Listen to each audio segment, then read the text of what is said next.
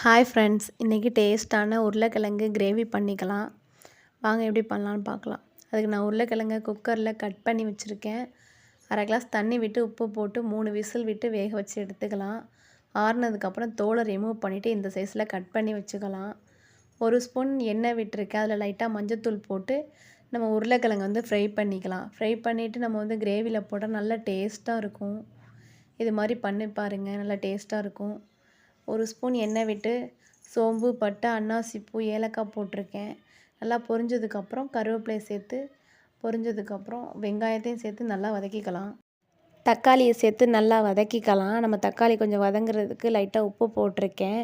நல்லா வதங்கினதுக்கப்புறம் 1 ஸ்பூன் பார்த்திங்கன்னா இஞ்சி பூண்டு பேஸ்ட்டு போட்டு வதக்கியிருக்கேன். மஞ்சத்தூள் 1/4 ஸ்பூன் போட்டிருக்கேன். 2 ஸ்பூன் பார்த்திங்கன்னா காரப்பொடி, 2 ஸ்பூன் மல்லிப்பொடி போட்டிருக்கேன். எல்லாத்தையும் சேர்த்து ஒரு கிளறிட்டு அரை கிளாஸ் தண்ணி விட்டு நம்ம கொதிக்க விட்டுக்கலாம். நல்லா கொதித்ததுக்கப்புறம் பார்த்திங்கன்னா நம்ம உருளைக்கிழங்கை ஃப்ரை பண்ணி வச்சுருக்கோம்ல, அதை இந்த கிரேவியில் சேர்த்துக்கலாம். சேர்த்துட்டு 1, 2 மசிச்சு விட்டோம்னா அதுவும் நல்லாயிருக்கும். அது மாதிரி பண்ணலாம். அரை கிண்ணம் தயிர் எடுத்திருக்கேன். அதை நல்லா மிக்ஸ் பண்ணிவிட்டு நம்ம கிரேவியில் ஊற்றிக்கலாம். ரொம்ப புளிப்பு இல்லாத தயிராக எடுத்துருக்கணும். அப்போ தான் கிரேவி நல்லாயிருக்கும். ரொம்ப புளிச்சிச்சுன்னா கிரேவியே புளிக்கிற மாதிரி இருக்கும். அன்றைக்குள்ள தயிர் ஃப்ரெஷ்ஷான தயிராக சேர்த்துக்கிட்டு கொதிக்க விட்டுட்டு நம்ம கரம் மசாலா சேர்த்துக்கலாம். அரை ஸ்பூன் சேர்த்து கொதிக்க விட்டு மல்லித்தழை தூவிக்கலாம். நல்லா டேஸ்ட்டாக இருக்கும்.